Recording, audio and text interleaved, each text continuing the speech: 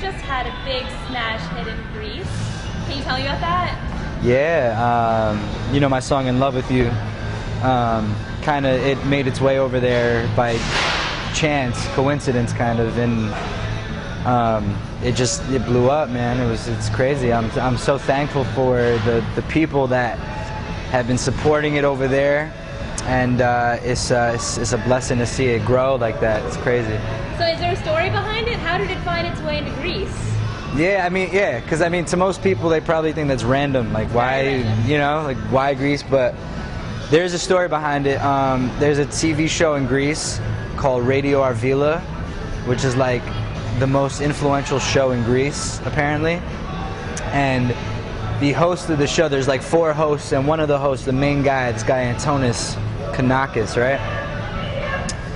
He like, you know, they play a lot of videos on the show. Like they'll take videos from online. They'll kind of like, they like to like, you know, add like, you know, fun to the show, and they kind of do like YouTube videos, and they kind of like, they like to add, you know, they like to spice up the show a little bit. So this guy Antonis, he wanted to find a video online that included the word like love, in love. So he went on YouTube and he just typed in like song in love or love, like, you know, just to see what would come up.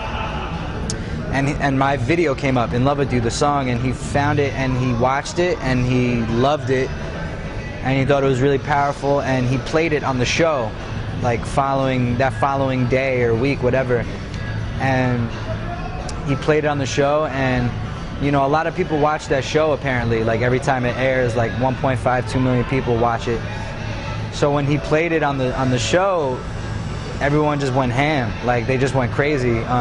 They started to text the show and call in and say, who is that? What is that? And I was told that he didn't tell the viewers like who the artist was. He just said, you know, you got to find out on your own. He like played a game with them, you know what I'm saying? So all the traffic from the show went to my video on the internet, and that's how it happened. And it blew up in Greece. So. And you said you went over there for a tour a few weeks ago, right? Yeah. And what was the reception like over there? Oh man, it was so incredible. It was like, you know, the experience that I had there, I'll never forget that, you know.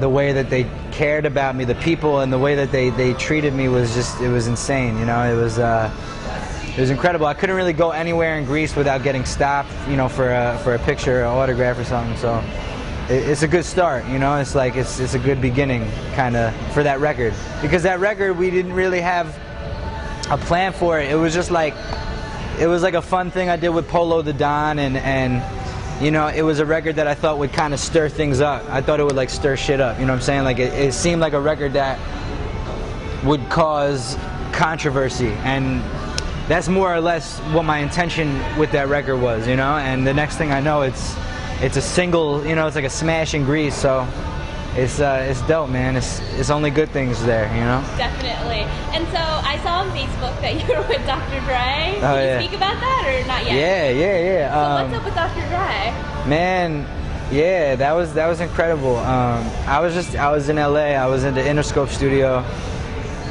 and I was waiting outside of Polo's room, you know. I was just waiting to speak to him, and he was in there just doing whatever.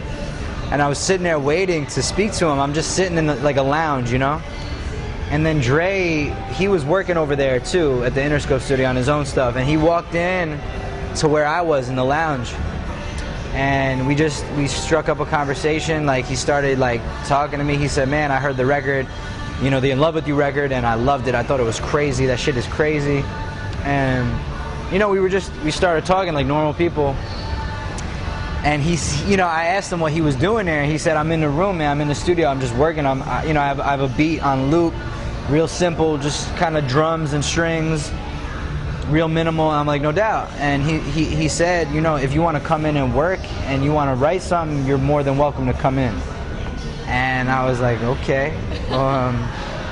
You know, thank you, Dre. You know, I'm honored. That would be amazing. So he left the room after that conversation. And I had to then like really fathom what just happened. Like, I wasn't sure if that really happened or like if I was just thinking he said that. Like, I didn't know. So I had to ask one of my people at Interscope, like, yo, can you go in there and make sure that that's like that this is real, that like I'm not just bugging out right now. So my dude went in there and Dre said, yeah, where is he? I've been waiting for him for like 10-15 minutes.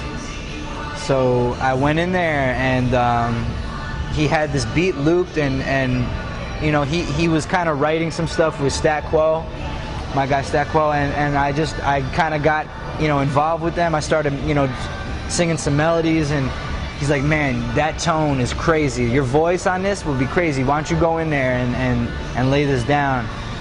And I worked with him for like 5 hours. It was crazy. I'll never forget it. It was the craziest moment of my life. So basically, you recorded a song with Dr. Dre. Yeah, it's crazy. Are we ever gonna hear it? Man, honestly, I don't know. I could probably assume no, because, you know, the way Dre works is he's basically a madman when it comes to music. That's what I picked up. Like, he just makes millions of songs, and, you know, that's to me what a perfectionist is, you know?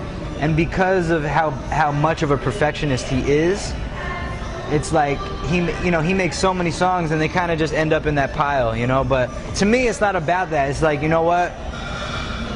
If I don't end up on a record with him, I'll never forget the experience that I had with him, and that's all that matters to me, you know. That's what's valuable. And you know, if that's all that I've accomplished in music at the end of the day, then I'm happy. I'm good. You know, I work with Dr. Dre, so I'm good. Cool. And so I want to rewind back to the beginning of Jared Evan. So I read that you started playing drums when you were young. Yeah. Can you tell me how that happened? Yeah. You know, that's actually what I am. You know, before I got into the solo artist thing and, you know, rapping and singing and producing, I was a drummer. Like, I'm a drummer. You know what I mean? That's my axe. That's my main instrument. And I started playing the drums when I was about 6 years old. And it was nothing that was like forced on me, or you know, I have a musical kind of family, but not really. I mean, I have a family that is into music, but none of them really are musicians. So it's not like I was surrounded by it. It's just like, man, I was just naturally, you know, innately intrigued by the drums. I don't know why. And when I was about 6 years old, you know, my parents would find me in the basement banging on the furniture, you know, just like tearing up the shit, right? And they said, yo, if you want to do this, we'll get you a drum set. Like, you can't be tearing up the furniture, you know? So my dad's friend, his good friend, he had a drum set, like old drum set from like the 60s, like an old Ludwig. And he lent it to me, and I started to play every day, and practice makes perfect, and I just played every day, repetition, you know, and I became a drummer. I kind of taught myself how to play. I took lessons eventually, but at first it was really kind of self-taught type of thing, and that's where I started, you know. I started by playing the drums, and you know, I idolized people like John Bonham, Keith Moon, Ginger Baker, Stuart Copeland. You know, I wanted to be a drummer, so that's where I started, and that's really where it all started. Before I started to rap or sing, that was the beginning, you know? So you didn't know at that point that you had singing ability? Not at all. Because I think you have a nice voice. Thank you. And so you were drumming, and I also know that you play several instruments. Yeah. So how did all the other instruments come into play? Well, it's funny because the drums are the only instrument of mine that I really like. That's where I shine the most, you know? But when I say I play other instruments, it's more or less meaning, you know, I can really just experiment with a lot of instruments when I produce. You know, I'm not Slash, I'm not Jimi Hendrix, but, you know, I could pick up a guitar and it's the rhythm, you know what I mean? I have a rhythm hand. More so than a chord hand, you know what I'm saying? So I could really pick up any instrument and just kind of hum what I hear and find it, and just, you know, kind of, you know, manipulate sound. You know, that's really what I'm good at, you know? And then at some point you started rapping. Yeah. When inspired you to start rapping, and how did that come about? Yeah, it's funny. You know, growing up, I never had this, you know, aspiring goal to be a rapper, you know? Because I was playing the drums, I was really into classic rock, soul, James Brown, Stevie Wonder. Like, I was really into, like, vintage music, you know, in terms of how I grew up, you know?